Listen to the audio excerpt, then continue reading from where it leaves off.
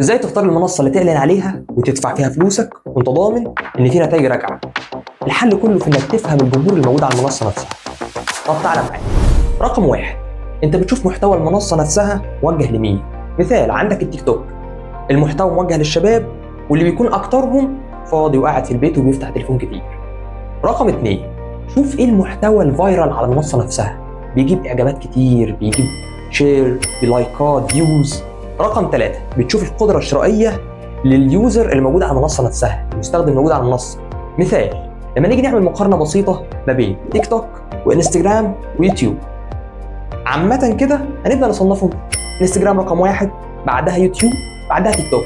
ولكن ده بيعتمد على عدة عوامل: نوع المنتج نفسه، معروف ولا مش معروف، وبناء عليه ممكن نغير في الترتيب ده، بس تيك توك هيفضل في الآخر. حط لايك عشان نكمل.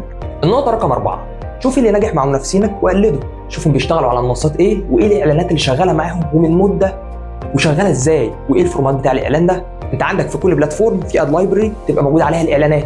مثلا فيسبوك وانستجرام في ميتا اد لايبرري، تيك توك في تيك توك اد لايبرري، لينكد ان في لينكد ان اد لايبرري، سناب شات ما عندوش. طب جوجل اد ترانسبيرنسي، دي مكتبه الاعلانات بتاعت جوجل. طب انت لو عايز كل ده يتلم في اداه واحده، في اداه اسمها بيج سبوت، بتلم كل الاعلانات المدفوعه في كل المنصات في منطقه واحده، بس مشكلتها ان هي مدفوعه. نقطه رقم 5، انك تحدد الميزانيه بتاعتك.